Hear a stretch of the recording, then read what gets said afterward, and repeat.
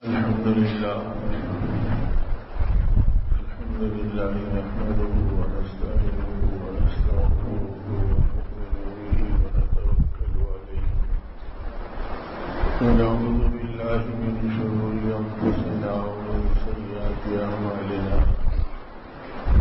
من يهده الله فلا مضل له ومن يضلل فلا هادي له نشهد أن لا إله إلا الله وحده لا شريك له ونشهد أن سيدنا وشفيعنا وحبيبنا ومولانا محمدا عبده ورسوله أرسله بالحق بشيرا ونذيرا بين يدي الساعة اللهم صل على سيدنا مولانا محمد وآله وأصحابه وبارك وسلم كما تحب ربنا وترضى عدد ما تحب ربنا وترضى. قال النبي صلى الله عليه وسلم من صام رمضان إيمانا واحتسابا غفر له ما تقدم من ذنبه أو كما قال عليه الصلاة والسلام. محترم بزرگوں اور عظیم بھائیوں اور دوستوں، یہ ہم تعالی شانہ کا انعام ہے، احسان ہے، کرم ہے کہ اللہ رب العزت نے ایمان کی دولت بھی عطا فرمائی اور ایمانی زندگی کی غذا کے لیے مبارک اعمال کی گویا ایک نعمت سے ہماری زندگی کو مالا مال فرمایا. اور پھر کرم بالائے کرم یہ کہ اس نعمتوں میں اضافے کے لیے اور اس ایمانی زندگی کے ذوق کو بڑھانے کے لیے حق تعالی شانہ نے یہ ماہ مبارک کی نعمت سے بھی ہمیں سرفراز فرمایا. اور اس مبارک مہینے کو گویا نیکیوں کا موسم بہار بنایا گیا کہ اس مبارک مہینے میں بندے کے لیے صبح سے لے کے شام تک اور شام سے لے کے صبح تک گویا نیکیوں کے ملنے کا اور ایمانی زندگی کے بڑھنے کا اور اللہ کے ساتھ اپنے تعلق اور معرفت کو پانے کا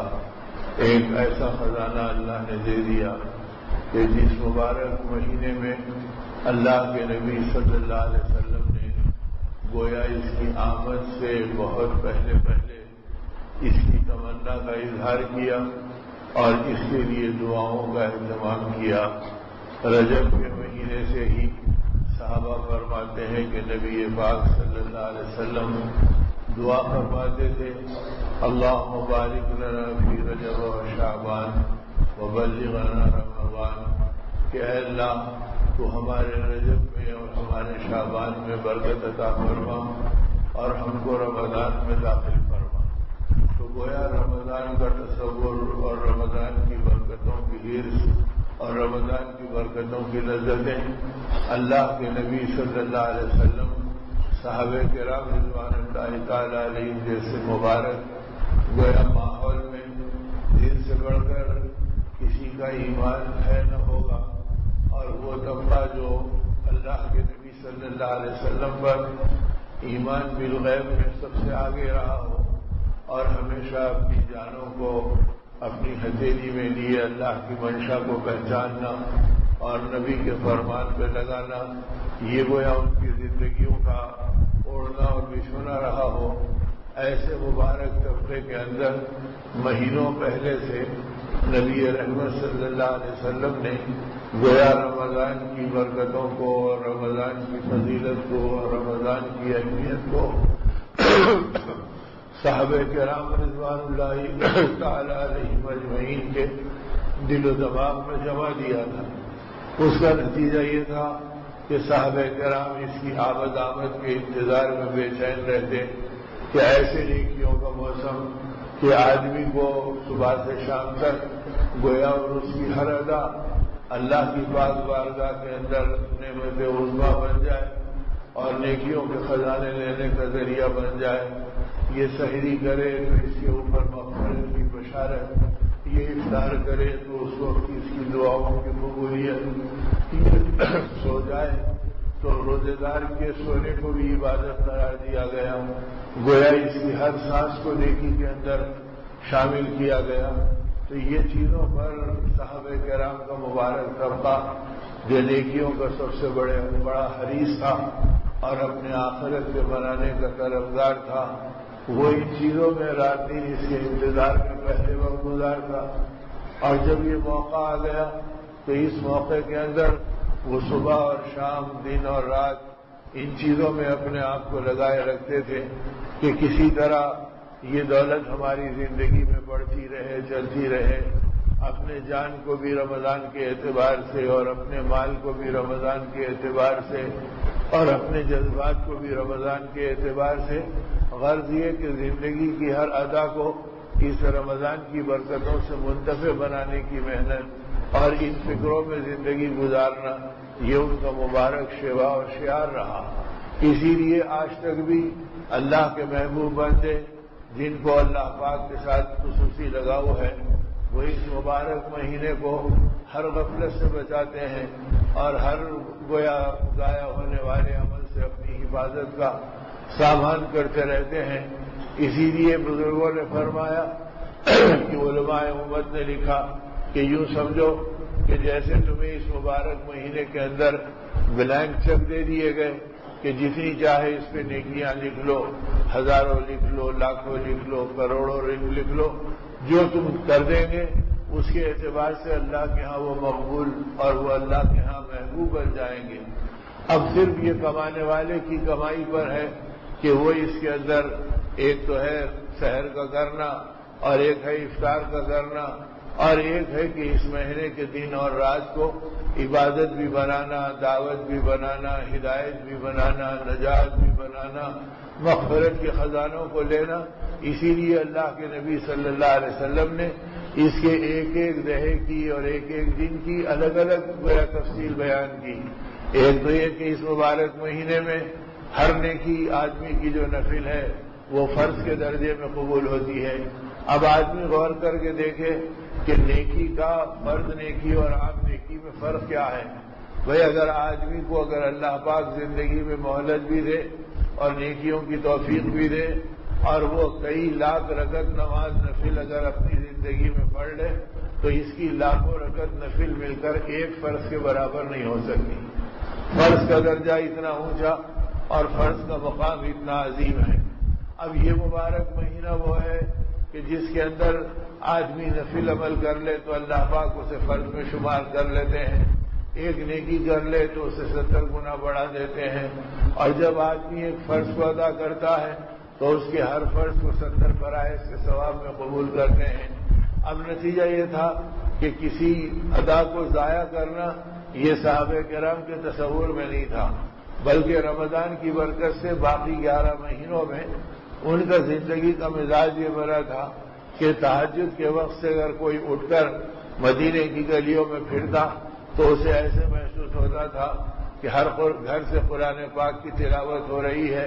اور اللہ کی بارگاہ میں کھڑے ہوئے اللہ کے بندے اللہ کا کلام پڑھ رہے ہیں، اور گلی کوچوں کے اندر لوگوں کے قرآن پاک کے پڑھنے کی آواز ایسی آتی جیسے شہد کے مکھیوں کی بھنبھناہٹ کی آواز آتی، تو پوری گلی کوچے آباد رہتے اللہ کے نام سے اور اللہ کے کلام سے۔ اب ہماری زندگیوں کا رخ ایسے بدل گیا کہ دن بھر جو چاہے کر لو اور آدھی رات تک جتنی چاہے گپ بازی میں اور اپنے شوق میں وقت گزار لو، اور عین وہ وقت جو اللہ سے لینے کا ہے ایسے معلوم ہوتا کہ ضمیر مردہ ہو گیا ہے، اور مردہ ضمیر کی لاشوں کو دفن کرنے کے لیے یہ امت گئی ہوئی ہے۔ گلیوں میں سناٹا، گھروں کے اندر بالکل بے قابو حالت، اور تہجد تو دور کی بات ہے، فجر کی اذان بھی ایمان والے کو ٹس مس کرنے کے لیے تیار نہیں۔ تو اس لیے ضرورت اس کی ہے کہ ہمارے احساسات بیدار ہوں اور ہم نیکیوں کے طلبگار بنیں اور ہمیشہ اپنے آپ کو دین کا محتاج بن کر چلتے رہیں۔ اس لیے کہ صحابہ کرام کو تو مرتبہ اتنا اونچا ملا کہ رضی اللہ عنہ و رضوا عنہ کا اعلان قرآن پاک میں اللہ پاک نے خود ہی فرما دیا کہ یہ اللہ سے راضی ہے اور اللہ ان سے راضی ہے۔ اس کے باوجود وہ اپنی نیکیوں کے طلبگار، وہ اپنی زندگی کے پاک بنانے کے اندر بلند سے بلند مقام کے گویا اپنی زندگی میں فکر مند اور ان چیزوں کے ساتھ وہ چلتے رہتے تھے۔ تو اس لیے آج بھی یہ دیکھیں کہ قرآن پاک کے ساتھ ایسا لگاؤ جسے عام زمانے میں ہو تو رمضان کے اندر اس کی کیفیت کیا بنے گی، اور وہ اپنی زندگی کو قرآن پاک کی روشنی میں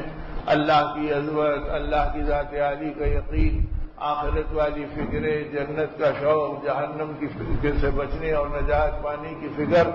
یہ گویا مومن کا وہ ذوق ہے کہ جس خمیر میں ایمان والے کی زندگی گودی گئی۔ لیکن اب ہماری زندگی میں ہم سوچیں کہ بھئی آخرت کی فکروں کا ہمارا اپنا کیا حال ہے، تو آدمی حیران ہوگا کہ اسے چھوٹی چھوٹے اعمال مطمئن کر دے رہے ہیں اور وہ اپنی آخرت سے بے خبر دوسروں کے کیڑے نکالنے میں مشغول ہو رہا ہے۔ حالانکہ ایمان والے کو زندگی دی گئی کہ وہ اپنے ایمان کو سنوارے، اپنے اعمال کو بنائے اور ہمیشہ آخرت کی فکر کا طلبگار رہے۔ حضرت ابوبکر صدیق رضی اللہ تعالیٰ عنہ کے دور خلافت میں اونٹوں کا ایک قافلہ آیا اور وہ مال مخلوق خدا میں تقسیم ہونے کا تھا، بیت المال میں جمع ہوا۔ اتنے میں پتہ چلا تو کچھ لوگ وہاں پر جمع ہو گئے۔ آپ نے فرمایا کہ خبردار، میں اور عمر دو اندر جائیں گے، باقی سب کوئی اندر آنے کی ضرورت نہیں، اور ہم اس چار دیواری کے اندر جس کے اندر ہم نے لکڑیاں گاڑ کر اور گویا چادریں ڈال کر ان اونٹوں کو اندر محفوظ رکھا ہے، پہلے ہم ان کا جائزہ لے لیں گے اور ان کو دیکھ لیں گے۔ ابھی آپ اندر پہنچنے نہیں پائے تھے کہ ایک بدو عرب دیہاتی، وہ بوڑھا سنا نہیں یا اس کے اندر طلب بے چین کر رہی تھی، وہ بے چین ہو کے اندر آ گیا۔ جب آپ نے اس کو اندر دیکھا تو آپ کے ہاتھ میں رسی تھی، آپ نے اس رسی سے اسے ایک مار مارا اور فرمایا نکل جا باہر، تجھے پتہ نہیں کہ ہم نے پہلے کیا اعلان کیا تھا اور تو یہاں کیسے آ گیا۔ وہ گھبرا گیا کہ امیر المومنین ناراض ہو رہے ہیں، وہ جلدی سے باہر نکل گیا۔ آپ نے اونٹوں کا جائزہ لیا اور پھر جب باہر آئے تو آپ کے پیر کپکپا رہے تھے اور آپ کا بدن تھرا رہا تھا۔ آپ نے فرمایا کہ وہ بوڑھا کہاں ہے؟ اس بوڑھے کو بلایا گیا تو آپ نے فرمایا یہ رسی لے لے اور جس زور سے میں نے تجھے مارا ہے اس سے زیادہ زور سے مجھے مار لے۔ اب یہ دیکھ کر وہ کانپنے لگا۔ حضرت عمر رضی اللہ تعالیٰ عنہ رونے لگے اور فرمایا امیر المومنین یہ آپ کیا عمل جاری کر رہے ہیں؟ اگر آپ اس طرح کا عمل جاری کر دیں گے تو بعض لوگوں کو خلافت کا منصب جاری رکھنا مشکل ہوگا اور مخلوق خدا کے ساتھ صحیح فیصلے کرنا مشکل ہوگا اور یہ عوام ہمارے سروں پہ چڑھ آئے گی۔ تو آپ نے فرمایا تمہارا کہنا صحیح ہے، لیکن میں اپنی آخرت سے ڈر رہا ہوں کہ آخرت میں میرا کیا بنے گا جو میں نے اسے ایک رسی مار دی۔ تو گویا آخرت کا تصور امیر المومنین ہے، خلیفہ رسول اللہ ہے، اللہ کے نبی صلی اللہ علیہ وسلم کی یہ بشارتیں موجود ہیں کہ میرے بعد اس امت کے اندر جو جس شخصیت کے اوپر آپ نے اعتماد کیا اور یہ فرما دیا اے لوگوں میں نے ہر ایک کا احسان ادا کر دیا، اگر کسی کا احسان باقی ہے تو ابو بکر کا احسان باقی ہے جو قیامت کے دن اللہ سے ادا کروایا جائے گا۔ تو جن کا مرتبہ اتنا اونچا دیا گیا ہو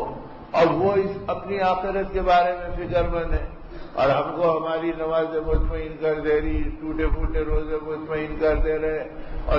چھوٹی موٹی خیرات مطمئن کر دے رہی، ہمیں سمجھ میں نہیں آ رہا کہ وہ آخرت کی فکر کیا ہے، وہ انجام کا جذبہ کیا ہے، وہ نجات کے لیے کس طرح ایمان والوں کو اپنی زندگی کی تنہائیوں میں اپنے آپ کو ٹٹولنا ہے اور اپنے آپ کو اسے سامنے رکھ کر چلنا ہے۔ پھر حضرت عمر رضی اللہ عنہ نے فرمایا اگر آپ اس کے لیے کوئی تسلی کا سامان کرنا چاہتے ہیں تو اپنی طرف سے کوئی ہدیہ دے دیجئے، لیکن یہ عمل مت کرائیے۔ تو آپ نے اس بوڑھے بدو کو بلایا اور کہا میرے اونٹوں میں سے جو اونٹ تجھے پسند ہے لے کر چلے جا تاکہ قیامت کے دن اللہ کے ہاں کوئی بدلے کی چیز باقی نہ رہے۔ تو ایک مال کے بدلے میں اپنے ایک اونٹ کو دے دیا اور پھر جبکہ امیر المومنین کو حق تھا کہ لوگوں کو روکے اور رعایا کے ساتھ جیسے چاہے تربیت کا سامان کرے، لیکن اس میں بھی وہ گھبراتے تھے اور اپنے اعمال کو دیکھتے تھے۔ تو اس لیے میرے دوستوں اور بزرگوں یہ مبارک مہینہ اعمال کے خزانوں کے بڑھانے کا ہے اور اپنی ذات کی تربیت کا ہے۔ اسی تربیت کے لیے اللہ نے کھانا چھڑوایا، پانی چھڑوایا، ذاتی جذبات سے آدمی کو ایک وقت سے ایک وقت تک رکنے کا حکم دیا تاکہ بندہ اپنے جذبات کو اللہ کے لیے قربان کرنے والے مزاج پر آ جائے۔ اور پھر ان چیزوں کے اندر تربیت کی انتہا کر دی کہ زندگی بھر حرام چھڑوایا اور رمضان کے مہینے میں حلال چھڑوایا۔ جو کھانا حلال تھا، جو پانی حلال تھا،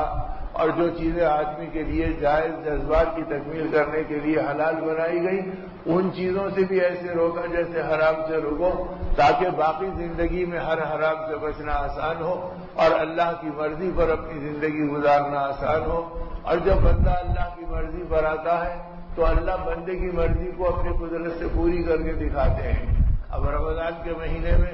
ایک طرف کھانا چھوٹا، ایک طرف پانی چھوڑا، ایک طرف اپنے جذبات کو قابو میں رکھا، اور ادھر اللہ کے نبی صلی اللہ علیہ وسلم سے یہ اعلان فرما دیا کہ دیکھو یہ مبارک مہینہ ہے، اس کے اندر ہم مومن کے رزق میں اضافہ کرتے ہیں۔ شہر یزاد فیہ رزق المومن، کہ یہ وہ مہینہ ہے کہ جس کے اندر ہم مومن کے رزق میں اضافہ کرتے ہیں، زیادتی کرتے ہیں۔ یا اللہ آپ ہی نے تو کھانا چھڑوایا اور آپ ہی نے تو پانی چھڑوایا اور آپ ہی اس میں پھر اس میں اضافہ کر رہے ہیں، تو اللہ یہ دکھلا رہے ہیں کہ دیکھو ہم کو تمہارے کھانے پینے کی ضرورت نہیں ہے کہ ہمارے خزانوں میں کوئی کمی ہے اور ہم ان چیزوں سے بچ کر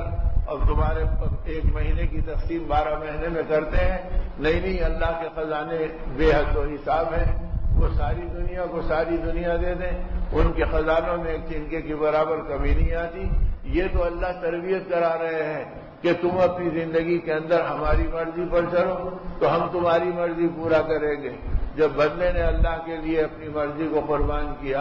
اے اللہ آپ اس مہینے میں کھاتا ہوا دیکھنا پسند نہیں کرتے اور پیتا ہوا دیکھنا پسند نہیں کرتے اور اس زندگی کو اپنی بندگی کے اندر دیکھنا چاہتے ہیں۔ ایک جانور ہے جو کھانے کو تلاش کرتا ہے اور پانی کو اور ضرورتوں کو تلاش کرتا ہے اور اسی میں رات دن مارے مارے پھرتا ہے۔ ایمان والا وہ ہے جو جانوروں کی طرح زندگی نہیں گزارتا، بلکہ یہ دیکھتا ہے کہ اللہ کو کیا پسند ہے اور اللہ کس سے راضی ہے اور کون سی چیز اللہ کو محبوب ہے، اور اس کے مطابق وہ اپنی زندگی کو ڈھالتا ہے۔ تو اسی لیے جب بندہ ان چیزوں سے رکتا ہے تو اللہ پاک فوری اس بات کی خوشخبری دلوا رہے ہیں اپنے نبی صلی اللہ علیہ وسلم سے کہ دیکھو اس مہینے میں ہم بندوں کی روزی میں اضافہ کر دیتے ہیں۔ اب روزی کا اضافہ تو ہر بندہ اور ہر بندی اور ہر بچہ اور ہر بوڑھا اپنی آنکھوں سے دیکھتا ہے کہ اس کے نتیجے میں رمضان المبارک میں کتنی خیر و برکت آتی ہے اور کیسے اللہ پاک اپنے بندوں کے ساتھ اپنے ظاہری کرم کا معاملہ فرماتے ہیں۔ 11 مہینوں میں وہ کھانے میسر نہیں آتے، وہ پینے میسر نہیں آتے، جو اس مبارک مہینے کے اندر اللہ اپنی قدرت سے اپنے بندوں کو عطا فرماتے ہیں کہ تم نے ہمارے لیے چھوڑا، ہم تمہارے کھانوں میں برکت دے رہے ہیں، ہم تمہارے پانی میں برکت دے رہے ہیں، ہم تمہاری لذتوں میں برکت دے رہے ہیں، ہم تمہاری محبتوں میں برکت دے رہے ہیں۔ دن کے اجالے میں مدتوں گزر جاتی اور ایک دستر پہ ماں باپ اور بیٹا بیٹی کا بیٹھنا مشکل رہتا۔ ارے بھائی کوئی پکانے میں لگا ہے دستر پہ نہیں ہے، اور کوئی سودا لانے گیا ہے دستر پہ نہیں ہے، اور کوئی ٹیوشن پڑھنے گیا دستر پہ نہیں ہے، اور کوئی کالج کو چلے گیا تو وہ اپنا ٹفن لے کے نکل گیا۔ اب مدتوں گزر جاتے ہیں کہ ایک دستر پر ایک مرتبہ سب نظر آئے، اور اللہ اس مہینے میں اوقات میں برکت، لذت میں برکت، محبت میں برکت دیتے ہیں۔ تو دن کے اجالے تو دن کے اجالے ہیں، رات کے اندھیری میں سحری کے اندر سارا گھر ایک دوسرے کو دیکھتے ہوئے کھاتا اور پیتا ہے، اور اللہ پاک ہر ایک کو کھانے پینے کی لذتیں دیتے ہیں، بلکہ کھانے میں اضافہ کرتے ہیں۔ بھائی ترتیب ہم نے رمضان میں اپنے آپ کو بھوکا اور پیاسا نہیں رکھا، فرق اتنا ہو گیا کہ اپنی مرضی سے نہیں کھا رہے، اللہ کی مرضی سے کھا رہے۔ جو کھانا ہم صبح سورج نکلنے کے بعد کھاتے تھے وہ تھوڑا پہلے اندھیرے میں سحری میں کھا لے رہے، جو کھانا ہم دن میں کھاتے تھے وہ افطار میں کھا لے رہے، اور جو کھانا ہم شام میں کھاتے تھے وہ رات بھر کھا رہے ہیں۔ تو کھانا تو کھا ہی رہے ہیں اور بڑھ رہا ہے، اور اتنا بڑھ رہا کہ سحری کا وقت ہو گیا، اب چھوٹے بڑے بیٹھے ہیں، اب بھائی بھائی سے کہہ رہا ہے، باپ بیٹے سے کہہ رہا ہے، ماں اولاد سے کہہ رہی ہے ارے بیٹا دن بھر کھانا نہیں ہے اور دن بھر پینا نہیں ہے، جلدی کرو 2 نوالے اور لے لو، اور جلدی کرو 2 لقمے اور کھا لو، اور جلدی کرو 2 گھٹ اور پی لو۔ اب یہ کہہ کر کوئی پانی پی رہا، کوئی لسی پی رہا، کوئی کھانا کھا رہا، اب ہر چیز اللہ دے رہے ہیں۔ اور جب افطار کا وقت آیا تو یہ کہہ رہے ہیں کہ دن بھر نہیں کھائے تھے 2 نوالے اور کھا لو، اور دن بھر نہیں پیے تھے اور 2 گھونٹ پی لو، اور خالی پانی پیتے تھے اب شربت بھی پی لو، اب یہ بھی پی لو اور وہ بھی پی لو۔ تو اللہ بتلا رہے ہیں کہ صبح میں نہیں کھانے کے تصور سے زیادہ کھلایا جا رہا، اور نہیں کھائے تھے کہ تصور میں شام میں زیادہ کھلایا جا رہا۔ پھر اللہ فرشتوں کو کہہ رہے، فرشتوں تم گواہ رہنا میرے بندے میرے لیے بھوکے اور پیاسے رہے، میں ان کی مغفرت کا اعلان کرتا ہوں۔ تو یہ انعامات کی بارش ہے جو اللہ سے ہماری مرضی کو اپنی مرضی کے تابع کر کے عطا کر رہے ہیں، تاکہ بندے کو اللہ کی مرضی کے مطابق جینا آ جائے اور اللہ کی مرضی کے مطابق زندگی گزارنا آ جائے کہ یہ زندگی میری مرضی نہیں ہے، یہ زندگی اللہ کی مرضی کی ہے، اللہ کے لیے وقت گزارنا ہے، اپنی جان بھی اپنا مال بھی اللہ کے نام پہ خرچ کرنا ہے۔ اسی لیے حضرت پیران پیر قطب ربانی سید الطائفہ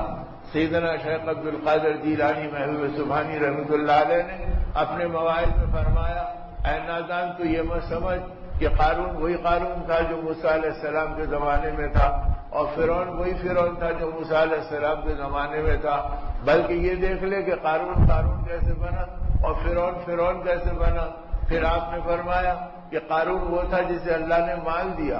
اور مال کے اندر اسے گویا نہال کر دیا، اور پھر اپنے نبی موسیٰ کلیم اللہ کو بھیجا اور جاؤ اس سے مال کا استعمال کا طریقہ بدلاؤ۔ جب وہ بدلانے گئے تو اس نے کہا موسیٰ بہکی باتیں مت کرو، اس سے پہلے بھی لوگ میرے مال کے بٹورنے کے لیے مختلف طریقے سے آئے تھے، یہ مال میرا ہے، میری محنت کی کمائی ہے اور یہ میرے ہنر کا بدلہ ہے، لہذا یہ مال میرا ہے، میں اپنی مرضی پہ خرچ کروں گا۔ تو فرمایا جو آدمی قیامت تک یہ سمجھے کہ یہ مال اللہ کی امانت نہیں ہے بلکہ میرا مال ہے اور میں اپنی مرضی پہ خرچ کروں گا اللہ کی مرضی کو پہچانے بغیر، وہ اپنے زمانے کا قارون ہوگا اور قیامت کے دن قارون کے زمرے میں اس کا شمار کیا جائے گا۔ لہذا اس مال کو اللہ کی امانت سمجھو اور اللہ کی مرضی پر استعمال کرنے والے بنو، اور اس جان کو اللہ کی امانت سمجھو۔ فرعون نے کہا کہ انا ربکم الاعلی، کہ میں سب سے بڑی طاقتوں کا حامل ہوں اور میں ہی رب اعلیٰ ہوں، اور موسیٰ علیہ السلام کہتے تھے دیکھ یہ اللہ نے تجھے اختیار دیا ملک پر اور مال پر، تو اللہ کی مان کر چل۔ وہ دلیل دیتا تھا الیس لی ملک مصر وہذہ الانہار تجری من تحتی، کیا تم نہیں دیکھتے کہ ملک مصر میرے قبضے میں ہے اور یہ ساری نہریں اور باغات میرے قدموں کے نیچے ہیں؟ اللہ نے ڈھیل دی جب تک کہ ڈھیل دینے کا اللہ کا نظام ہے، اور پھر جب اللہ نے فیصلہ کیا تو اللہ نے بتلا دیا کہ وہ نہریں جو تیرے پیروں کے نیچے سے بہہ سکتی ہیں وہ نہروں کو ہم تیرے سر کے اوپر سے بہا سکتے ہیں، اور اسی میں تجھے گھٹن کے اندر ڈوب ڈوب کے مرنا پڑتا ہے، اسی میں اللہ نے ہلاکت کا فیصلہ کیا۔ تو حضرت پیران پیر رحمۃ اللہ علیہ نے فرمایا یاد رکھو کہ جیسے فرعون کو اللہ نے اختیار دیا ویسے تم سب کو اللہ نے اختیار دیا، کوئی باپ ہے تو بیٹوں پہ، اور شوہر ہے تو اولاد پہ، اور بڑا ہے تو چھوٹوں پہ اختیار دیا، اور اگر کچھ بھی نہیں ہے تو تمہاری آنکھوں پہ تمہیں اختیار ہے، تمہاری زبان پر تمہیں اختیار ہے، تمہارے ہاتھ اور پیر کی حرکتوں میں تمہیں اختیار ہے۔ اگر تم اللہ کی مرضی کے بجائے ان کو اپنی مرضی پہ استعمال کرو گے تو قیامت کے دن فرعون کے زمرے میں تمہارا شمار ہوگا، جیسے اس نے اس کو اپنی مرضی پہ استعمال کیا تم بھی اپنی مرضی پہ استعمال کیے۔ تو یہ رمضان کا مہینہ اپنی مرضیات سے ہٹنے کی تربیت کا مہینہ ہے کہ آدمی یہ طے کر لے کہ مولا یہ سب چیزیں آپ کی ہیں، آپ کی نسبت پر ہیں اور اسے میں آپ کی نسبت پہ استعمال کروں گا۔ اب اتنی تربیت کرائی کہ دن بھر روزہ رکھا، شام میں افطار کا وقت آیا تو فضیلت بتلا دی کہ کسی اور کا افطار کرا دو تو تمہیں دوہرے روزے کا ثواب ملے گا، تم 4 کو افطار کرا دو تو تمہیں 5 روزے کا ثواب ملے گا، اور ان کے روزے کے اجر میں کوئی کمی نہیں ہوگی جو تمہارے ذریعے سے روزہ افطار کیے۔ صحابہ حیران ہو گئے اور کہا اللہ کے نبی ہم میں اتنی سکت کہاں، ہم تو کبھی پانی پی کر اور کھجور کا 1-2 دانے کھا کر اپنی سحر کرتے ہیں اور اپنا افطار کرتے ہیں، ہم کسی کو کیا افطار کرائیں گے؟ آپ نے فرمایا اگر کسی کو تم کھجور کا 1 دانہ دے دو اور اگر تم کسی کو پانی کا 1 گھونٹ پلا دو تو اس پر بھی اللہ پاک تمہیں روزہ کھلانے کا پورا اجر عطا فرمائیں گے۔ تو گویا جب کھولنے کا وقت آیا تو بجائے اس کے کہ ہم افطار پر گر پڑتے اور اس پہ ٹوٹ پڑتے، اس وقت دوسروں کو افطار کرانے کی تربیت دی گئی کہ اب تم دوسروں کا خیال کرو اور دوسروں کی خیر خبر لینے والے بنو اور ان کے لیے تم اپنے آپ کو کام میں لانے والے بنو۔ تو صحابہ کا مزاج یہ بنا تھا کہ رمضان کے نتیجے میں پورا سال اللہ کی نسبت پہ وقت گزارنا اور اللہ کی مرضی پر اپنی زندگی کو چلانا، یہ اپنی جان میں بھی اور اپنے مال میں بھی، اور اپنے جذبے جتنے بنتے تھے اپنے ذاتی جذبوں کو قربان کرتے تھے اور اللہ رب العزت کی رضامندی کے جذبے کو غالب کرتے تھے اور اسی پر اپنی زندگی کو گزارتے تھے۔ حضرت علی رضی اللہ تعالیٰ عنہ کے پاس ایک بڑھیا آئی اور اس نے آ کے کہا کہ اے علی، میرے بچے بیمار ہیں، میں کٹوری لے کر آئی ہوں، اس میں تھوڑا سا شہد دے دو، اللہ نے تمہیں نوازا ہے، تاکہ میں اپنے بچوں کو چٹا لوں اور ان کو اللہ شفا دے دے۔ تو آپ نے بڑھیا کی طرف دیکھا، اپنی دیوار کی طرف دیکھا جس پہ کئی من وزنی شہد کا چھاگل لٹک رہا تھا۔ آپ نے اپنے خادموں کو بلایا اور کہا دیکھو یہ بڑھیا کے بس میں نہیں کہ اس کو اٹھا سکے اور لے جا سکے، تم اپنے سروں پر اس کو اٹھا لو اور لے جا کے بڑھیا کے جھونپڑے میں پہنچا دو۔ اب وہ خوشی میں ابل پڑی، میں تو کٹوری لے کر آئی تھی، یہ چھاگل کا چھاگل اور اتنا شہد کا ذخیرہ میرے حوالے کر گئے۔ وہ دعا دیتے ہوئے چلے گئی اور خادم سر پہ اٹھا کے لے کے نکل گئے۔ محفل میں بیٹھنے والوں میں کسی نے کہا اے علی، اگر آپ اپنے ہاتھ سے ایک چمچہ شہد دے دیتے تو اس کی عید ہو جاتی کہ میری ضرورت پوری ہوئی اور آپ نے دے دیا، لیکن آپ نے اسے کٹوری لے کے آنے والی کو چھاگل دے دیا اور اتنا من شہد اس کے گھر پہنچا دیا۔ آپ نے فرمایا آقا نے ہماری یہی تربیت کی کہ لینے والا اپنی حیثیت سے مانگے گا اور دینے والا اپنی حیثیت سے دینے والا بنے۔ جیسے اللہ تجھے دے رہے تو ویسے اللہ کی مخلوق کے حوالے کر۔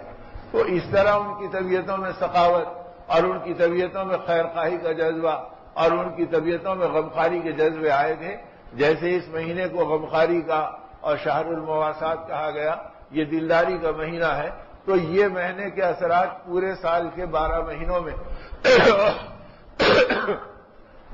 اور پورے سال کے دن اور رات پہ ان کے اوپر پڑتے تھے، اس لیے کہ وہ دیکھتے تھے کہ یہ مہینہ پھر ہماری زندگی میں کب آئے گا۔ اب اس میں تو آدمی کو فرائض کے درجے کا ثواب ملے گا اور اللہ اپنی شان کے اعتبار سے دیں گے۔ اسی لیے روزے کی عبادت کو بے مثل عبادت قرار دیا گیا کہ اس عبادت کے اندر ریا کا شائبہ نہیں اور اس عبادت کے اندر عجوب پسندی کا شائبہ نہیں۔ اب یہ ایسی عبادت ہے کہ نماز پڑھو تو گھر سے مسجد جاتے ہوئے دکھتے ہیں، اور اگر تلاوت کرو تو قرآن پڑھتے ہوئے نظر آتے ہیں، اور اگر کسی کو خیرات و ہمدردی کرو تو دیتے ہوئے دکھائی دیتے ہیں، اور حج کو جاؤ تو وطن سے نکلتے ہوئے دکھلائی دیتے ہیں۔ لیکن روزے کا عمل ایک ایسا عمل ہے کہ یہ اندر ہی اندر چھپا ہوا ہے، آدمی جب تک اپنی زبان سے کہہ نہ دے اس وقت تک کسی کو پتہ نہیں چلتا۔ اب چونکہ رمضان کا مہینہ ہے، ایمان والے روزے رہتے ہیں، اس لیے ہر ایک کے بارے میں حسن ظن یہ کہ یہ روزے دار ہے، ورنہ روزے کو ظاہر کیے بغیر روزہ ظاہر نہیں ہوتا۔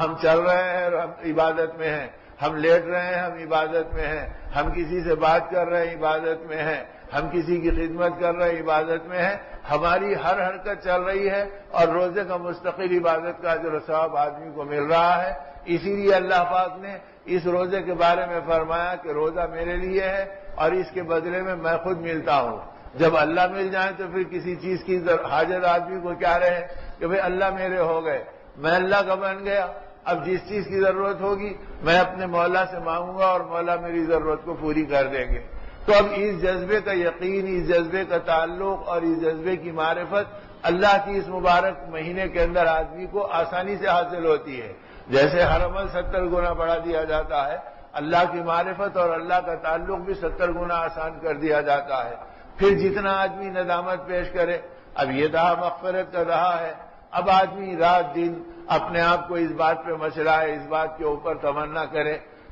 کہ اے اللہ تو میری مغفرت فرما دے، میرے گناہوں کو دھو دے، میری زندگی کو پاک کر دے۔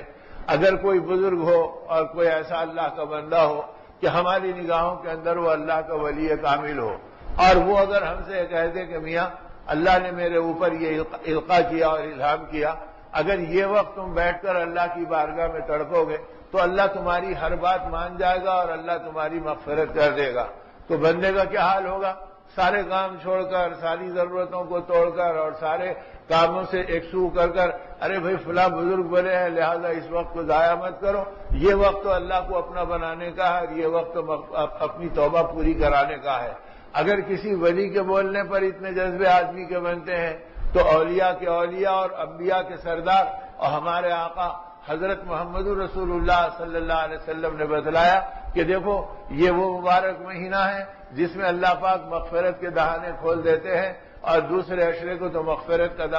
دہا قرار دیا کہ پہلے دہے میں اللہ کی رحمت کے اندر اپنے آپ کو لطف کر لو، اور دوسرے دہے کے اندر اللہ کی مغفرت کے خزانوں کو لوٹ لو اور اللہ کی مغفرت کی دولتوں کو پالو۔ اب نتیجہ یہ تھا کہ یہ مغفرت صحابہ کرام کے دل و دماغ پہ طاری رہتی تھی، اور وہ ہمیشہ اس کے لیے رات دن مجمع اور تنہائی میں اس مغفرت کے طلبگار ہے۔ اب ہم دیکھیں کہ ہماری زندگی کے اندر طلبگاری کتنی ہے۔ اب وہ آقا فرما رہے ہیں کہ افطار کے وقت کے اوپر اللہ سے جو مانگا جائے مل جاتا ہے۔ اللہ اپنے فرشتوں سے کہتے ہیں یہ دن بھر کے تھکے ہوئے ہیں اور دن بھر کے بھوکے اور پیاسے ہیں، لہذا ان کی محنت کی مزدوری کے دینے کا وقت ہے، اب یہ جو مانگیں گے میں ان کو عطا کر دوں گا۔ اب وہ وقت کے اندر جتنا ہمارا دل افطاری پر اور جتنا ہمارا دل دنیا کے انتظاموں میں پڑا ہے، اتنا ہمارا اللہ سے مانگنے کی طرف رخ نہیں ہے۔ کیوں نہیں ہے؟ اس لیے کہ ہمارے یقین ڈلمل ہے، ہمارے اندر کی کیفیتوں میں کمزوری ہے،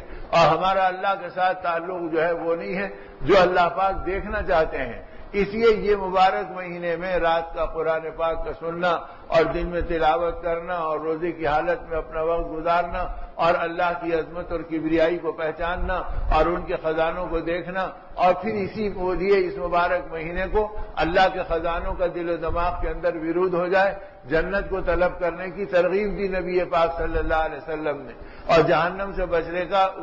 احساس دلایا کہ یہ مبارک مہینہ ہے جس میں تم اللہ کی جہنم سے پناہ مانگو اور اللہ کی جنت کے طلبگار بن جاؤ۔ تو اب صحابہ کرام کے نزدیک جنت کہتے ہی وہ آخرت کی حقیقتیں تھیں جو کھل جاتی تھی۔ اب آج یہ ہے کہ ارے میاں 100 گز زمین ملے گی، ذرا سستی مل جائے گی، آدمی 2 دن پہلے سے گھروں کے چکر کاٹ رہا کہ میرے سے پہلے کوئی نہ پہنچ جائے، ذرا میرا بھی اس میں حصہ لگ جائے۔ لیکن زمین و آسمان سے 10 گنا بڑی جنت ملے گی، اور یہ وہ ملے گی جس کا بدلہ دنیا ادا ہی نہیں کر سکتی۔ ساری دنیا جنت کے مقابلے میں پیاز کے ایک چھلکے سے زیادہ بے حیثیت ہے،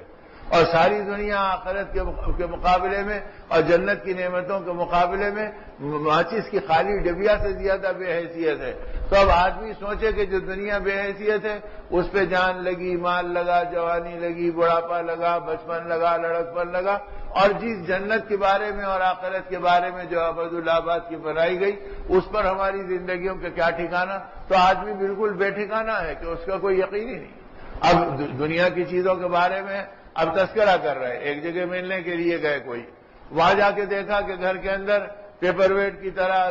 دیوان خانے کے ڈیکوریشن کے طور پر اس نے کانچ کے اور پلاسٹک کے 2 بڑے بڑے بلے لگا دیے جو سانپ کی شکل کے اندر ہیں، دکھنے میں خوبصورت نظر آ رہے ہیں۔ اب دیکھ کے کہہ رہے ہیں اوہو یہ تو بالکل ایسے نظر آ رہا جیسے اصلی سانپ ہے، اور ذرا اگر آدمی کو دھوکا ہو تو چمک جائے، اور یہ ایسا ہے اگر ذرا اس کی پھن اور ہلتی ہوتی تو آدمی چمک جاتا، اس کا کلر ذرا ایسا ہوتا تو اور زیادہ اٹریکٹیو ہو جاتا۔ اب آدمی یہ تبصرے کر رہا، اگر خدا نخواستہ اس وقت اوپر سے ایک سانپ کا بچہ گرے تو اب کیا ہوگا؟ ارے میاں ذرا ملا کے دیکھ لو ان کو برابر، ارے اب تو جان کے لالے پڑ گئے، اب آدمی کود رہا، بھاگ رہا اور کسی چیز کو مارنے کی فکر کر رہا اپنی جان بچانے کی، کیا تو ارے نہیں بھائی یہ تو مصنوعی ہے، وہ حقیقت والا آ گیا۔ تو میرے دوستو جسے ہم حقیقت والا سمجھ رہے ہیں اللہ کے نبی نے بتلایا وہ تو جہنم کے سانپوں کا سایہ ہے، اصلی سانپ تو جہنم کا آخرت میں ہے۔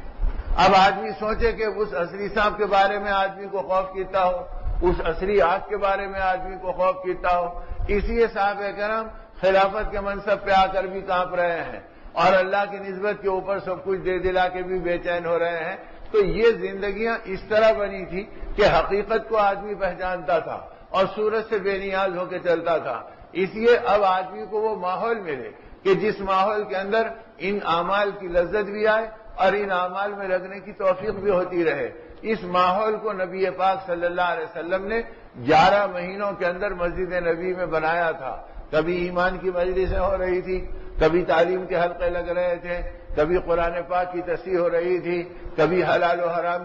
کو سمجھایا جا رہا تھا۔ اس طرح کبھی تعلیم کے حلقے ہیں، کبھی ایمان کی مجلسیں ہیں، کبھی آنے والوں کی غمخواری اور دلداری کا سامان ہے، اور کبھی مخلوق خدا کی خدمت اور حاجات میں لگنا ہے۔ اب یہ ساری چیزیں کر کے پھر تنہائیوں میں اللہ کی بارگاہ میں گر گڑانا ہے اور پھر ذکر بھی ہے، تلاوت بھی ہے، قیام بھی ہے، اللہ کے سامنے اپنے آپ کو کھڑے رکھنا بھی ہے. پھر کیسے کھڑے رکھتے تھے؟ ان سارے مجاہدوں کے ساتھ، فقر و فاقے کے ساتھ اور دین کی محنتوں کے ساتھ کہ ایک صحابی فرماتے ہیں میں نے آقا کو دیکھا کہ دن بھر منصب نبوت میں تھکے ہوئے ہیں اور اپنے آپ کو گویا نچوڑے ہوئے ہیں، اور رات کا وقت ہوا اور عشاء کے بعد لوگ ادھر ادھر ہو گئے، آپ مسجد نبی میں آئے اور رکعت باندھے. میں سوچا چلو 2 رکعت نفل میں بھی آپ کے پیچھے پڑھ لوں. کہ آپ نے رکعت باندھی، میں پیچھے کھڑا ہو گیا. اب اللہ کے رسول صلی اللہ علیہ وسلم نے نماز پڑھنی شروع کی. اب ایسے نماز پڑھنی شروع کی کہ سورہ فاتحہ پڑھا اور پھر الف لام میم شروع کیا. میں سمجھا ایک رکوع کے اوپر سجدہ کریں گے، ایک رکوع گزر گیا اور آپ کی وہی کیفیت ہے. میں سمجھا کہ شاید پاؤ پارے پہ سجدہ کریں گے، پاؤ پارا ختم ہو گیا اور آپ ویسی منہمک اور مستغرق ہے. میں سمجھ رہا ہوں کہ شاید آدھے پارے پہ آپ سجدہ کریں گے، یہاں تک کہ پورا پہلا پارا ختم ہو گیا اور پھر دوسرا پارا شروع ہو گیا، یہاں تک کہ سورہ بقرہ 40 رکوع کا پورا آپ نے پڑھ لیا. اب میں سمجھا اب رکوع کریں گے. نبی پاک صلی اللہ علیہ وسلم نے سورہ آل عمران شروع کر دیا. اب آل عمران میں سوچ رہا ہوں کہ اب رکوع ہوگا، جب رکوع ہوگا، یہاں تک کہ پوری سورت آل عمران کی ختم ہو گئی اور پھر اس کے بعد آپ نے سورہ نساء پڑھنا شروع کر دیا. 4.25 پارے پڑھ کر آپ نے رکوع فرمایا. تو ایک نمازوں کی لذت یہ تھی جو دن بھر کی مشقت اور مجاہدے اور نبوت کا بوجھ اور اپنے گھرانے کی مشقتوں کو دیکھنا اور دشمنوں کی تکلیفوں کو سہنا اور اس کے بعد نمازوں میں اتنا دل لگنا. اب میرے دوستو ایک ہماری نماز ہے کہ انا اعطینا قل اللہ پہ ختم ہو گئی اور تراویح میں بھی پڑھنے کے لیے بیٹھے تو رکوع کا انتظار کر رہے ہیں، امام رکوع میں گیا تو ہم رکعت باندھ لیں گے. تو میرے دوستو ہماری ہر چیز کھوکھری ہے اور ہر چیز ہماری بے لطف ہے، اور وہاں ان چیزوں کے اندر انہوں نے اپنی زندگیوں کو ایسے بنایا تھا کہ ایک ایک ادا کے اندر ان کے ایمان کی صداقت ٹپکتی تھی، ان کا اللہ کے ساتھ تعلق نکھرتا تھا اور ان کا آخرت کے اوپر یقین کی گواہی اپنے نہیں غیر بھی دینے کے اوپر آ جاتے. اس طرح انہوں نے اپنی زندگیوں کو بنایا تھا. ہمارے حضرت شیخ رحمۃ اللہ علیہ نے شیخ الحدیث نے ایک واقعہ لکھا اور فرمایا کہ مصر میں 2 بزرگ تھے اور دونوں کا حال یہ تھا کہ ایک طرف دین کی خدمت کر رہے ہیں، ایمانی فکروں میں لگے ہوئے ہیں، اور دوسری طرف یہ حال ہے کہ ہر آدمی کی حاجت پوری کرتے، ہر پریشان کے دکھ درد میں شریک ہوتے. ان کی امانتوں کو دیکھ کر لوگ ان کے پاس مال لا کے رکھاتے تو یہ کہہ کے رکھتے کہ بھائی دیکھو ہم امانت نہیں رکھتے، ہم قرض لیتے ہیں، جب تم کو ضرورت ہو آنا ہم دے دیں گے. اس لیے کہ ہماری نگاہوں میں اللہ کے بندوں کی پریشانی اتنی رہتی ہے کہ ہم مال روک نہیں سکتا، ہم ان پہ خرچ کر دیتے ہیں. اللہ کہیں اور سے دے دیتا، کوئی اور لا کے رکھا دیتا، تمہاری ضرورت آئی ہم اس میں سے تم کو دے دیتے ہیں. تو اس طرح ایک طرف لوگ لا کے رکھاتے تھے، ایک طرف لوگ آ کر اپنی رقم پوچھ کر لے جاتے تھے، اور ان کا معمول دینے لینے کا تھا کہ مخلوق خدا کی ضرورتوں میں کام آؤ. اب اللہ کی کرنی یہ ہوئی کہ ان میں سے ایک کا انتقال ہو گیا. اب ایک تو ویسی اپنی اسی فکر میں دیوانہ وار اپنا وقت گزارتے. اب ایک سائل آیا اور آ کے کہا کہ دیکھو جی میں بڑی پریشانی میں الجھا ہوں، اللہ کے لیے میری مدد کر دو. فرمایا اللہ کے بندے ایسے وقت میں آیا جبکہ ہمارے پاس کچھ ہے نہیں اور نہیں رہتا تو ہم تیری ذمہ داری کو اپنا قرضہ مان لیتے ہیں کہ تو انتظار کر، اللہ دے گا تو ہم تیری ضرورت کو پوری کر دیں گے. اسے کہا فلاں جگہ بیٹھ جا، اگر اللہ پاک کچھ دے دے تو ہم تم کو پہنچا دیں گے. اب وہاں سے چلے اور اپنے کھوئے جا رہے تھے، راستے میں قبرستان ملا، اس میں ان کے دوست کی قبر تھی. انہوں نے ان کی طرف دیکھا بھی اور تھکے ہارے تھے، وہیں اپنے آپ کو تھوڑی دیر سستانے کے لیے لٹا دیا بھی اور درخت کے سائے میں لیٹ گئے اور لیٹے لیٹے گنگنا رہے کہ ارے میاں تم تو بڑے مزے میں ہو اور اللہ پاک کی رحمتوں کے بیچ میں ہو، تمہیں کیا پتا کہ ہمارے دل پہ کیا گزر رہی ہے اور یہاں پر مخلوق خدا کتنی پریشان ہے. یہ کہتے کہتے گنگناتے ہوئے آنکھ لگ گئی تو خواب میں وہ بزرگ کو دیکھا اپنے دوست کو، اور وہ کہہ رہے ہیں ارے ایک اللہ کا بندہ تمہارے پاس آیا اور تم پریشان ہو گئے، اس میں گھبرانے کی کیا بات ہے؟ جاؤ ہمارے گھر پر، اور ہمارے چولہے کے بازو میں ایک حصہ ہے، اس کے اندر ایک دفینہ گڑا ہوا ہے، ہماری اولاد سے کہہ دو وہ نکال کے دے دے گی اور تم اسے اللہ کے بندوں میں تقسیم کر دو. آنکھ کھلی تو سوچنے لگے یا اللہ خواب سے رہبری بھی ملتی ہے، باقی خواب کوئی شرعی حیثیت بھی نہیں رکھتا، اب کیا کروں؟ اب چپ چاپ اٹھ کے چلے اور گھر پہ گئے، جا کے آواز دی تو بچے نکلے اور کہا چچا جان کدھر آ گئے؟ فرمایا بھتیجو اصل میں بات یہ ہے کہ ہم اپنے مسائل میں الجھے ہوئے تھے راستے میں تھکے ہوئے لیٹ گئے اور تمہارے باپ کو ہم گنگنانے لگے. اللہ نے ان کو ہمارے خواب میں دکھلا دیا اور وہ کہہ رہے ہیں کہ ہم تمہارے چولہے کے کنارے پر ایک جگہ ہے جس کو اگر تم کھودو گے تو وہاں سے ایک دفینہ نکلے گا, اسے تم فی سبیل اللہ تقسیم کر دینا. بیٹے جو سنے تو کہا حضرت بیٹھیے, اور جا کے وہاں پر کھودنا شروع کیا. کھودتے کھودتے اللہ نے واقعی خزانہ نکال دیا. اب جب خزانہ نکلا تو وہ لائے اور لا کر یہ بزرگ کے حوالے کیا اور فرمایا حضرت لیجیے آپ کی امانت ہے. انہوں نے کہا بیٹا یہ امانت نہیں ہے, یہ تمہاری ملکیت ہے. اللہ نے تمہارے اپنے گھر میں نکالا اور تمہارے باپ کی رکھی ہوئی کمائی ہے, اور خواب جو ہے کوئی حجت نہیں ہے. اب یہ ہے کہ تمہارا جی چاہے تو اس میں سے کچھ دے دو,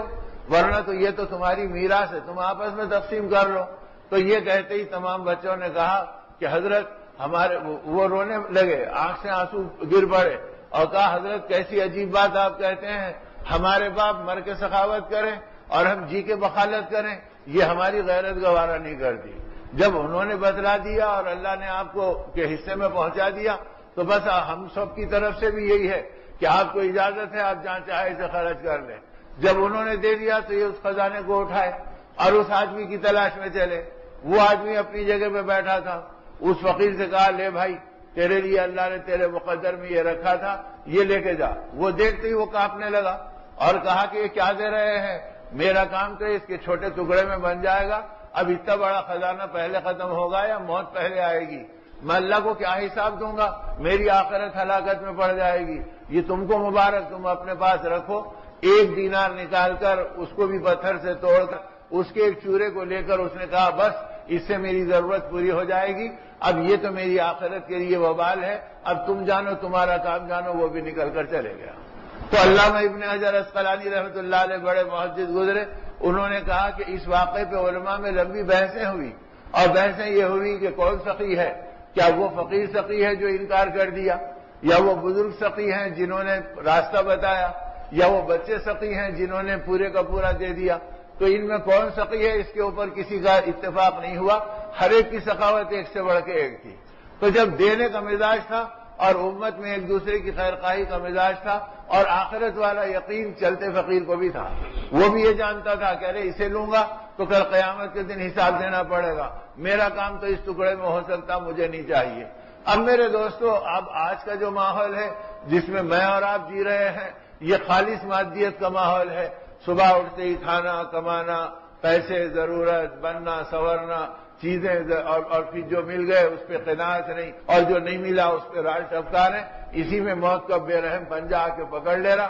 اور دنیا کے بارے میں آدمی کو سوچنے کا کوئی موقع نہیں مل رہا کہ یہ زندگی اللہ نے کس بات کے لیے دی تھی اور میں نے اسے آخرت کے کام پہ کتنا استعمال کیا, اللہ کو کتنا پہچانا اور نبی کو کتنا پہچانا اور آخرت کو کتنا پہچانا. تو یہ مزاج نبی پاک صلی اللہ علیہ وسلم نے دعوت اللہ کی محنتوں سے امت میں عام کیا تھا, اور مسجد نبی کے اندر 24 گھنٹے اعمال نبوت چلتے تھے. کبھی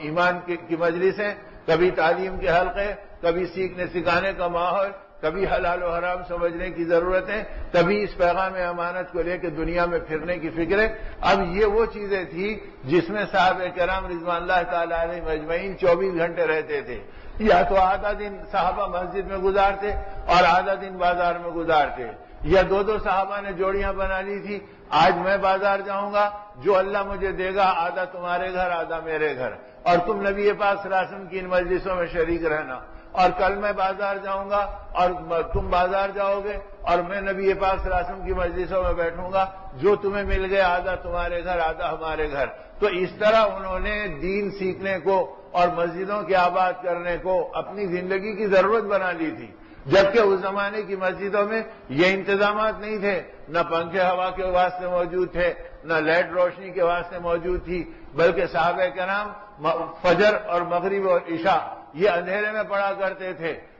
سن 7 ہجری تک مسجد نبی بنی ہجرت کے سال میں, اور اللہ کے رسول صلی اللہ علیہ وسلم 7 برس تک اپنی مسجد میں اندھیرے میں نماز پڑھتے رہے. صحابہ کہتے ہیں جب ہم فجر کی نماز پڑھتے اور پیشانی ہماری سجدے میں جاتی اور پیشانی کو کیچڑ لگتا تو جب سمجھ میں آتا تھا کہ رات بارش ہوئی جس کی وجہ سے مسجد میں پانی ہے, اور اللہ کے نبی صلی اللہ علیہ وسلم اس کیچڑ پر امامت کرتے تھے, انبیاء کے امام صلی اللہ علیہ وسلم.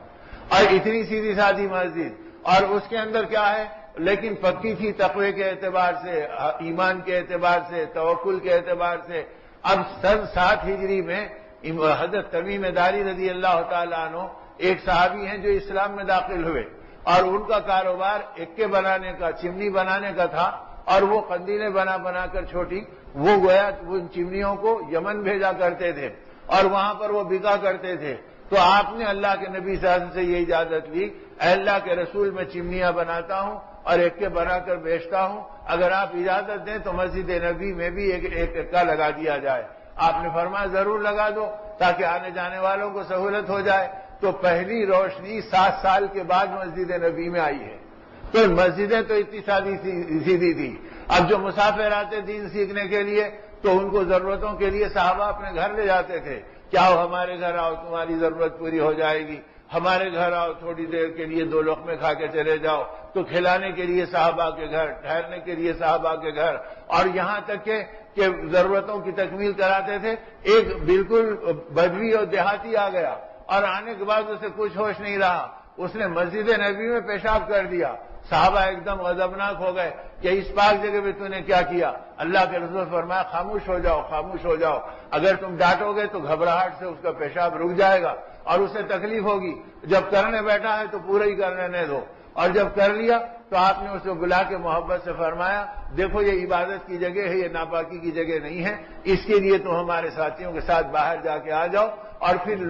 ڈول میں پانی منگوایا اور 2 ڈول پانی اپنے ہاتھ سے بہائے تاکہ وہ پاک ہو جائے اور صحابہ کی تربیت کا سامان ہو جائے۔ تو میرے دوستو، اس طرح مسجدوں کو آباد کرنا اور مسجدوں میں آنے والے ہر چھوٹے بڑے کو سہنا اور ان کو دین اور ایمان کی دولت پہنچانا اور ان کو آخرت والی فکروں کے اوپر کھڑا کرنا، یہ مزاج تھا جو امت کا بنایا گیا تھا۔ اب جب دعوت سے یہ مزاج بنا اور مسجد نبی 24 گھنٹے اس میں آباد رہنے لگی تو اس کے اثرات صحابہ پہ پڑے، تو پھر رمضان ان کا نورانی سے نورانی بن گیا اور پھر ان کے روزے بلندی سے بلند مقام کے اوپر پہنچ گئے اور پھر وہ اللہ کے دین کی ان فکروں میں اپنے آپ کو چلانے والے بن گئے۔ اس لیے میرے بھائیوں اور میرے بزرگوں، ایک طرف اللہ کے دین کی محنت کو اپنی محنت بنانا اور آخرت کی فکروں میں اپنے آپ کو چلانا اور اس مبارک مہینے میں نیکیوں کو سمیٹنا۔ اب 15 دن کے ہمارے چیک تو یوں سمجھو جو ہم کو دیے گئے تھے کہ بھئی جو چاہے اس پہ لکھ لو، تو اس پر سوائے دن بھر کے فارمل روزے کے اور ہمارے معمول کی نمازوں کے کچھ اللہ کے محبوب بندے ہوں گے جن کی کچھ تلاوت ہوئی ہو اور کچھ ان کی زندگی کے اندر ملنساری ہوئی ہو اور کچھ صلہ رحمی ہوئی ہو، کچھ غمخواری ہوئی ہو، ورنہ عام طور سے ہماری زندگی 1000 بار خدا نخواستہ کئی غیبتوں میں تو نہیں گزر گئی، بدنگاہی کا شکار تو نہیں بن گئی اور چغلیوں میں تو نہیں چلے گئی اور خواہ مخواہ کے غضبناک ہونے میں تو نہیں گزر گئی۔ اس لیے کہ روزے کے اندر تو مومن کو مومنانہ زندگی کی، امن والی زندگی کی تربیت دی گئی۔ اگر کوئی تم سے بیجا لڑنے کے لیے آ جائے تو بھی تم صبر کرو، اس کے جواب میں لڑائی مت کرو۔ وہ برا بھلا کہہ دے تو سہ لو لیکن اس کے جواب میں اسے کچھ مت کہو۔ اگر وہ بالکل بھڑکے تو کہہ دینا میرا روزہ ہے اور خاموش ہو جانا، لیکن اس کے ساتھ کوئی ایسا عمل نہیں کرنا۔ تو اس امت کو اس انداز کے ساتھ سکھایا گیا، لیکن ہم اپنے اعمال کو اگر دیکھیں تو روزے کی کمائی سے زیادہ روزے کی نافرمانی والے اعمال ہمارے روزے کو خطرے میں ڈالتے ہیں۔ اسی لیے حدیث پاک میں نبی پاک صلی اللہ علیہ وسلم کے ارشاد کا خلاصہ یہ بھی ہے کہ بہت سارے روزے دار ایسے ہیں اللہ کے ہاں بھوکے اور پیاسے رہنے والوں میں ان کا شمار ہوتا ہے، اس کے علاوہ انہیں کچھ نہیں ملتا کہ وہ بھوکے رہے اور پیاسے رہے، لیکن اسے عبادت نہیں بنائی، اسے اطاعت نہیں بنائی، اس میں اللہ کی لذت کو نہیں پایا اور اللہ کے تعلق کو نہیں سمجھا اور اپنی زندگی کے اندر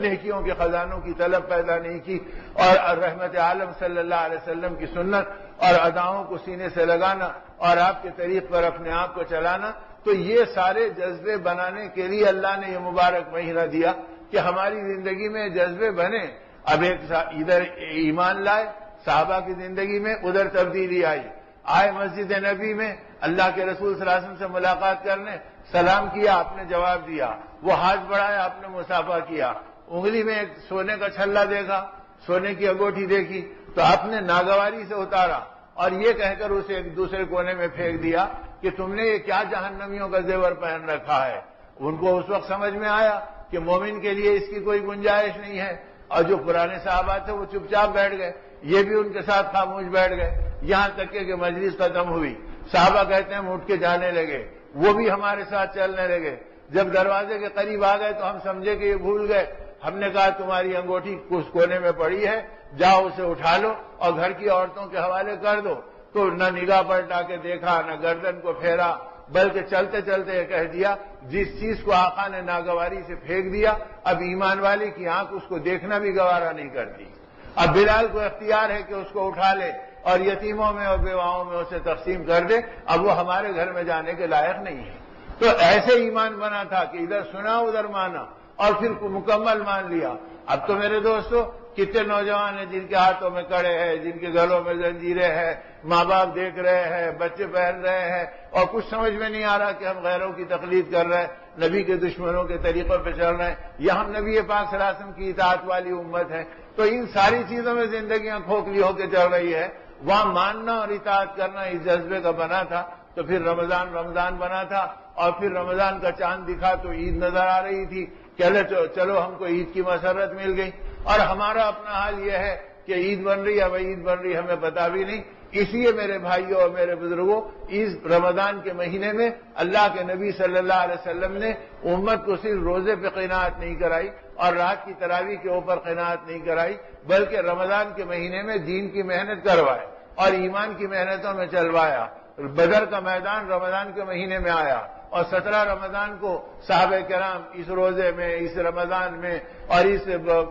گویا عبادتوں کے بیچ میں دشمنوں کے بیچ اپنی زندگی کو لے کے چلے ہیں اور وہاں پر یہ اپنی زندگی کو پیش کر رہے ہیں اور اللہ کے نبی صلی اللہ علیہ وسلم کی منشا پر اپنی قربانی کو بتلا رہے ہیں. تو زندگی میں اسلام کی جو سب سے بڑا اور نازک معرکہ تھا وہ رمضان کے اندر کروایا گیا. تبوک کے موقع پہ پورا سفر جو سورہ توبہ میں پوری تفصیل اس کی آئی اور جس سورہ توبہ کو ہم نے پڑھا بھی ہوگا، قرآن کو سنا بھی ہوگا اور اگر تلاوت کے ساتھ تفسیر دیکھی تو اس کے اندر واقعہ پورا ملے گا کہ اس تبوک کے اندر اللہ کے نبی صلی اللہ علیہ وسلم نے صحابہ کو لے کر اللہ کے راستے میں رمضان کے مہینے میں چلے. گرمی شدید، مشقت زیادہ. آپ نے فرمایا روزہ توڑ دو لیکن دین کی محنت مت چھوڑو. اب بعد میں روزے کی قضا کر لینا لیکن اب اللہ کے راستے میں چلتے رہو. صحابہ سمجھے کہ یہ عام اجازت ہے کہ جو رکھ سکے رکھ لے، جو نہیں رکھ سکے نہیں رکھ لے. تو بعض صحابہ نے روزہ رکھ لیا. اب گرمی کی شدت میں وہ پیاس سے بے حال ہو رہے تھے. اب دوسرے صحابہ نے ان کو اپنے کاندھوں پہ اٹھا لیا،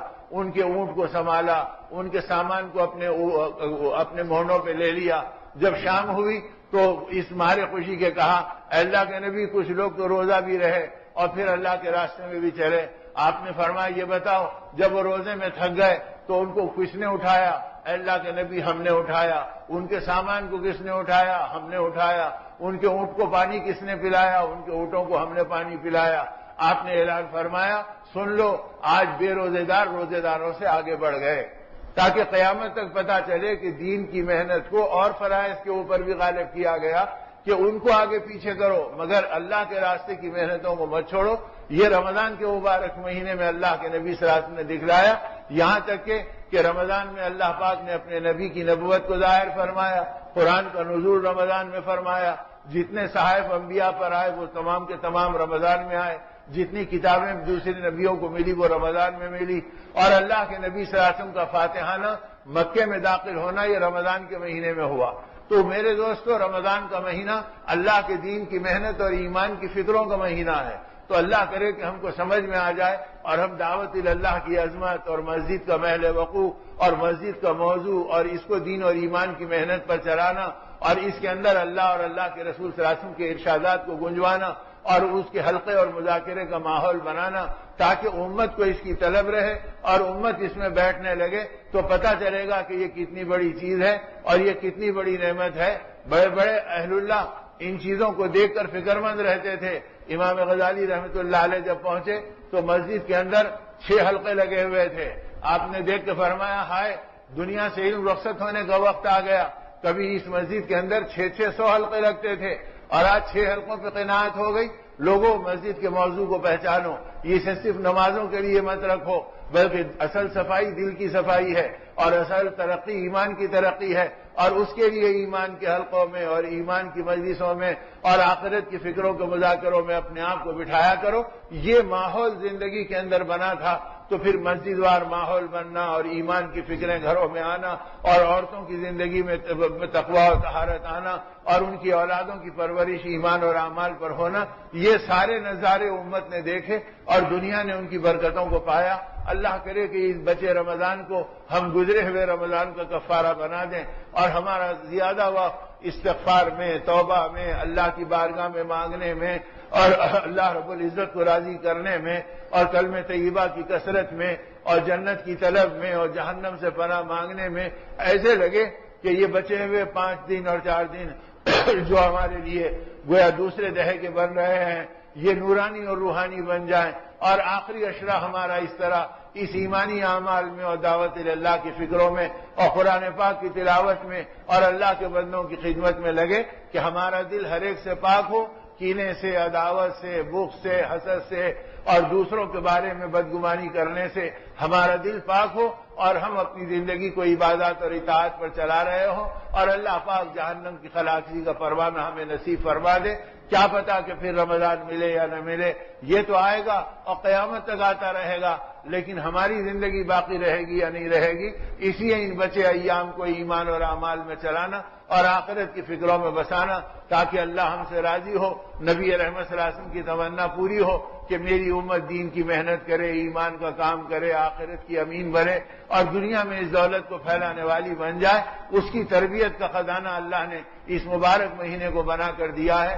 اس لیے میرے دوستوں اور میرے بزرگوں، ان فکروں میں اپنے آپ کو چلانا اور ان محنتوں میں اپنے آپ کو بھلانا اور اس راستے پر اپنے آپ کو دوڑانا تاکہ اللہ کے نبی صلی اللہ علیہ وسلم کے چہیتے صحابہ جس طرح دین کے حریص رہے اور ایک ایک نیکی کے طلبگار رہے اور آخری وقت تک دین کی محنتوں میں اپنے آپ کو بھلایا، ایمان والے کی زندگی اس کا نمونہ بن جائے۔ اللہ اپنے کرم سے مجھے بھی عمل کی توفیق دے، آپ کو بھی عمل کی توفیق دے اور ہدایت کی اس پاکیزہ زندگی پر اللہ ہم سب کو جما دے۔ اللہ پاک اپنے کرم سے یہ اس مبارک مہینے میں ان چیزوں کی نیت کرنے کی توفیق دے دے کہ اللہ بچی زندگی مرتے دم تک ہم تیری مرضی پہ چلیں گے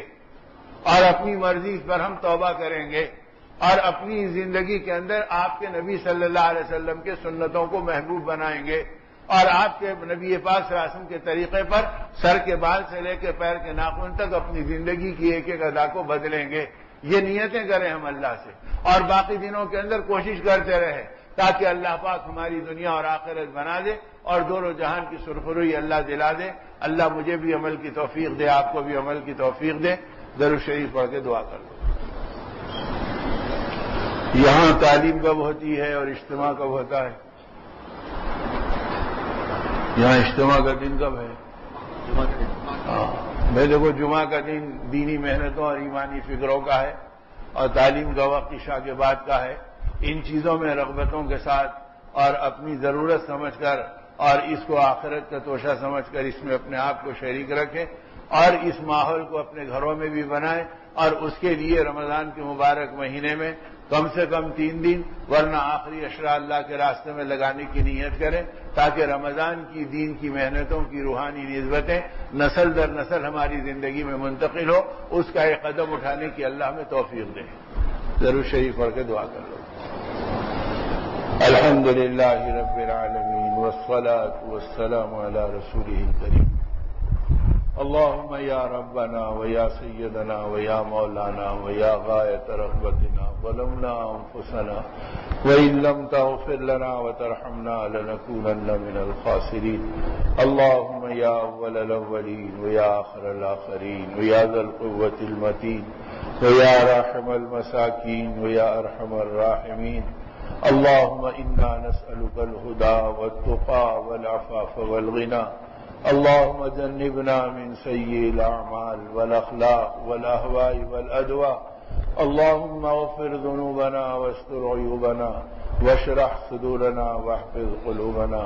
ونور قلوبنا ويسر أمورنا وحسن مرادنا وتمم تقصيرنا۔ اے اللہ ہمارے گناہوں کو معاف فرما، مولا ہمارے قصوروں کو درگزر فرما، اے اللہ ہمیں ایمان اور اعمال والی زندگی اپنے کرم سے مقدر فرما، مولا تقوی کا مہینہ ہے ہمیں اپنے کرم سے متقی بنا دے، اے اللہ ہمیں اپنا تعلق عطا فرما دے، اے اللہ اپنی معرفت ہمیں نصیب فرما دے، اے اللہ اپنے پیارے نبی صلی اللہ علیہ وسلم کی سچی محبت عطا عطا فرما دے۔ اے اللہ آپ کی سنتوں کو سینے سے لگا کر چلنے والا ہمیں بنا دے۔ اے اللہ آپ کے پیغام کو سارے عالم میں عام کرنے کی جو ذمہ داری آپ نے ہر ایمان والے پہ رکھی ہے، اے اللہ اپنے کرم سے اس کو پورا کرنے کی ہمیں توفیق عطا فرما۔ اے کریم آقا اپنے کرم سے اس مبارک ماہ کی رحمتوں کے دہے سے ہمیں رحمتوں سے نواز دے، اور اے اللہ یہ مغفرت کا دہا ہے، ہمیں مغفرت میں ڈبو دے، ہماری توبہ کو قبول فرما لے، ہمیں پاکیزہ زندگی عطا فرما دے۔ اے اللہ ہمیں ہدایت کا نور دے دے، اے اللہ ہمیں اپنے اور اپنے حبیب کی محبت دے دے، اے اللہ ہمیں قبر و حشر کی پریشانیوں سے بچا لے، اے اللہ ہمارا خاتمہ ایمان پر فرما دے، اے اللہ جتنی زندگی بچی اس میں برکت عطا فرما دے، اور اسے تیرے نام پر، تیرے حبیب کے کام پر چلانے اور اپنے گناہوں کے دھونے کے لیے قبول فرما لے۔ اے مولا اپنے کرم سے اس آخری دہے میں جہنم کی خلاصی کا پروانہ نصیب فرما، مولا اس ماہ مبارک کی برکتوں سے سرفراز فرما۔ اے اللہ اس کے اندر تو تیرے محبوب ساتھ نے فرما دیا، جو اس میں محروم ہو گیا وہ محروم رہ گیا، وہ بدبخت ہو گیا۔ اے اللہ ہمیں بدبختوں سے بچا لے، ہمیں محروم ہونے سے بچا لے، اے اللہ ہمیں اپنے کرم سے نواز دے، ہم پر رحم فرما، ہم پر کرم فرما۔ اے اللہ سارے بندے آپ کے سامنے ہاتھ اٹھائے آپ کے سامنے اپنے گناہوں پر بھیک مانگتے ہیں معافی کی۔ اے اللہ اپنے کرم سے ہمارے گناہوں کو معاف فرما دے، ہماری توبہ کو قبول فرما لے۔ اے اللہ اس ماہ مبارک میں تیرے بندے کیا کیا تیرے لیے راضی کرنے کے لیے خیر کے کاموں میں لگے ہیں، اے مولا اسے بہانہ بنا دے اور ہماری زندگیوں کو پاکیزہ کر دے، اور ہمیں یقین کی دولت دے دے، اور ہمیں ایمان و اعمال کی نعمتوں سے سرفراز فرما دے۔ اے مالک اپنے کرم سے ہمارے بیماروں کو شفا عطا فرما، اے اللہ پریشان حالوں کو چین عطا فرما، ہماری بیماریوں کو صحت سے مبدل فرما، پریشانیوں کو سکون سے مبدل فرما، مقروضوں کے قرض غیبی خزانوں سے ادا فرما۔ اے اللہ ہماری اولادوں کو دین پہ کھڑا فرما، بے اولادوں کو اولاد نصیب فرما، اور ہماری اولادوں کو آپ کا اطاعت گزار بنا لے، اور آپ کے پیارے نبی کا وفادار بنا لے، اور آپ کے دین پہ مر مٹنے والے علمبردار جذبے نصیب فرما دے۔ اے اللہ اپنے کرم سے ساری حاجتوں کا تکفل فرما، اور ساری پریشانیوں سے پوری امت کو بچا لے۔ اے اللہ یہ قبولیت دعا کا مہینہ ہے، یہ آپ کے عنایتوں اور انعامات کا مہینہ ہے۔ اے اللہ اگر ایک کو آپ قبول کرتے ہیں تو اس کے تو خیر سب کو قبول کر لیتے ہیں۔ اے اللہ پتہ نہیں ہماری بستی میں، ہماری مسجد میں کتنے بندے ہیں جو دل میں تیرے لیے تڑپتے ہیں، اور تو ان سے راضی ہے۔ اے اللہ اپنے کرم سے ہم سب سے راضی ہو جا، اور ہم سب پہ کرم فرما، اور ہم سب پہ رحم فرما، اور اپنے غیبی خزانوں سے نصیب فرما۔ معذوری سے بچا لے، مجبوری سے بچا لے، محتاج بننے سے بچا لے، کسی کے سامنے ہاتھ پھیلانے سے حفاظت فرما لے۔ اے مولا اپنے کرم سے رحم کا، کرم کا، فضل کا، عفو کا اور عافیت کا معاملہ فرما۔ ذلت سے، قلت سے، علت سے اور تمام رسوائیوں اور الجھنوں سے ہماری اور پوری امت کی حفاظت فرما۔ اے مالک آپ ہی نے بٹھایا اور آپ ہی نے ہم سب کو جمع کیا، اے اللہ اگر آپ توفیق نہ دیتے تو یہ حرکت کہاں ہوتی، اور ہم سب گناہگار اور خطا کار بندے تیرے دربار میں کہاں آتے، اور کہاں بیٹھ کے ہم اپنے انجام کی فکریں کرتے۔ اے اللہ جب آپ نے کرایا اور آپ نے بلایا تو آپ دھتکار مت دیجیے، آپ ٹھکرا مت دیجیے، آپ محرومین میں ہمیں شامل مت فرمائیے۔ اے اللہ اس مہینے میں جو محروم ہو گیا وہ محروم رہ گیا، اے اللہ اپنی نعمتوں سے نواز دے، اور اپنے کرم سے زندگی کو سدا بہار بنا دے، اور اپنی عنایتوں سے زندگی کو لد کر دے۔ اے اللہ اپنے کرم سے ہماری ساری تمناؤں کو پورا فرما، ہمارے ماں باپ کی مغفرت فرما، ہمارے عزیز و اقارب کی مغفرت فرما، ہمارے اساتذہ و مشائخ کی مغفرت فرما۔ اے اللہ ہماری بھی مغفرت فرما، پوری امت کی مغفرت فرما، آنے والی پوری امت کی مغفرت فرما۔ اللہم اغفر لنا وللمؤمنین والمؤمنات والمسلمین والمسلمات، صلی اللہ تعالی علی خیر خلقہ ونور عرشہ محمد وآلہ وصحبہ اجمعین، والحمد للہ رب العالمین۔